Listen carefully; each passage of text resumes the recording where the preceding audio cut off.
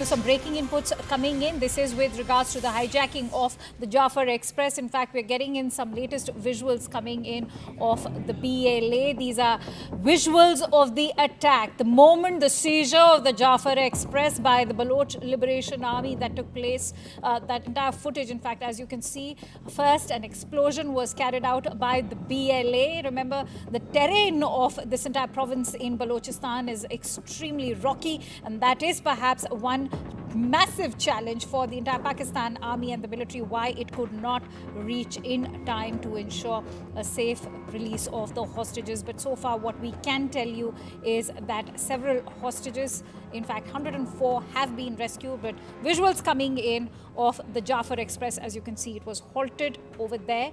It was halted close to a tunnel, as we are also learning, in that entire Bolan district of Balochistan. Remember, this was a train which was heading towards Khyber Pakhtunkhwa, and this is the latest footage which we have managed to access over there. Latest visuals coming in of how that entire hijacking of the Baloch Express actually took place. Remember, 30 Pakistan security personnel have been killed by the Baloch army, as far as what we can tell you right now. Let's quickly bring in Siddhant on that note. Siddhant, take us through these visuals. Finally, we have some access to the visuals, the moment when that entire hijacking took place. Well, that's right, Akanksha. In fact, we have accessed this visual, and we could see a huge blast is taking place in a moving train, Akanksha.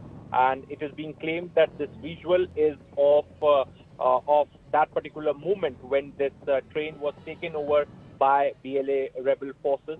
And in fact, we could see in the video that there was a huge blast which took place in a moving train. And in fact, there are people, lot of people surrounding this train on both sides of the track. They look like Baloch rebels. Some of them also look like hostages. In fact, we are still awaiting for more details about this video. But this is the first time we are putting this video out for our viewers, where we could see a blast first taking place in a moving train, and then we could see hundreds of people on both sides of the track, and the train is in the middle. So it looks like that these are the Baloch rebels, and this video is of the time when this train was taken over by Baloch rebels. It's been more than 24 hours, Akanksha. Pakistan couldn't find a solution to this national security problem. 80 of them have been released by the rebel forces, children and women.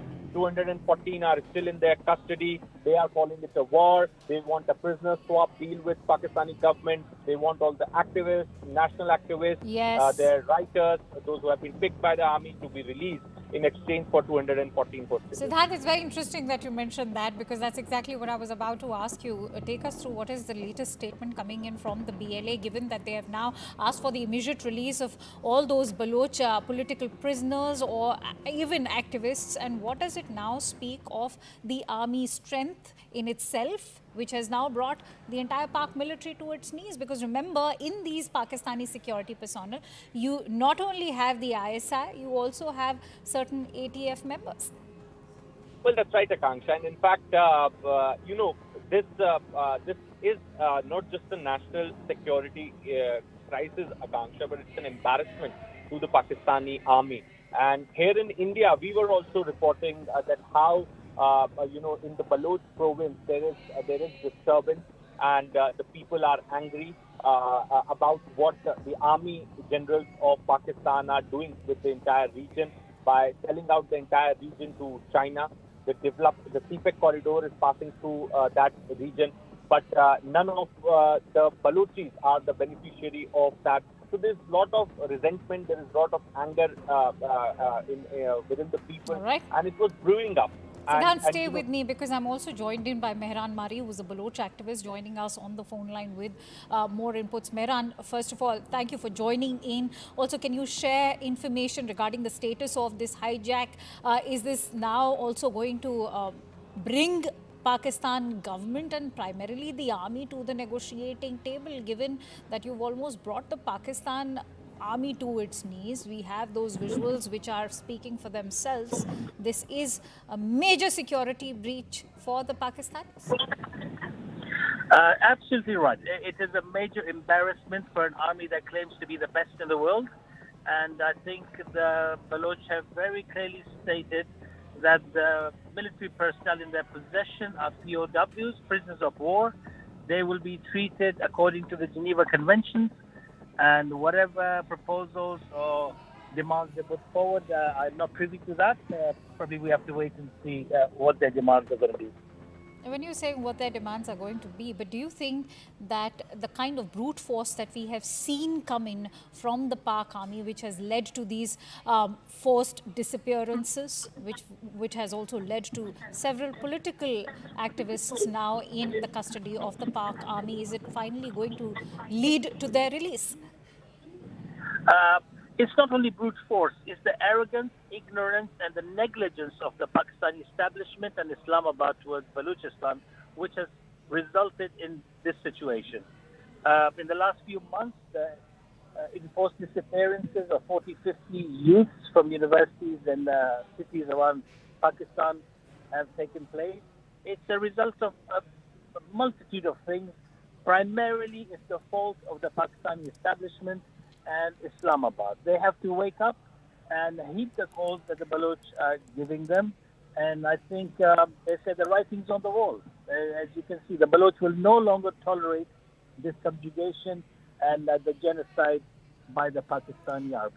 In August of 2024, Baloch rebels blew up a portion of a track in Balochistan, and that time over 70 people had been killed, many of them were unarmed civilians. And now this attack, as far as the Jaffar Express being hijacked is concerned, do you think these are now moments which are defining as a moment of reckoning for the entire BLA, which clearly in the last 1 year has grown in strength? Yes, I think the Baloch nation is behind the Baloch fighters. The Baloch fighters are the vanguard of the Baloch nation. The Baloch nation has suffered enough at the hands of the Pakistani establishment and the military over 75 years of occupation. And nobody's come to our rescue. The whole world has turned a blind eye, and major powers, unfortunately, have benefited, have been partners in the crime against humanity in Balochistan, being partners with the Punjabi establishment of Pakistan. So now Baloch have taken control of their own fate. And when you're saying that the Balochs have now taken control in their own hands, is this also an indication that the Pak army itself has been underestimating the capability and the fighting capability of the army itself, the entire BLA, which is why perhaps such an incident has finally taken? Why have they been such a failure when it comes to addressing the Baloch insurgency in Pakistan? The Napak army of Pakistan has underestimated and undermined the Baloch nation from the beginning. And even diplomatic forums have been closed for us. Somebody like myself, who represented Balochistan in the international forums, I've been barred from many places on behest of the Pakistani establishment. And people like the protesters in Balochistan. Mehran, my last question to you is, how do you respond to allegations coming in that you are jeopardizing Pakistan's relations, whether it is with countries like Iran or even China, when you are attacking the Chinese that are involved with the CPEC? Oh, absolutely. We intend to jeopardize their relationship with their warring partners against the Baloch. That's the intention. We don't want them to be very cozy and comfortable with China and other culprits who want to exploit Balochistan's resources and continue the subjugation of Baloch nation by Pakistan.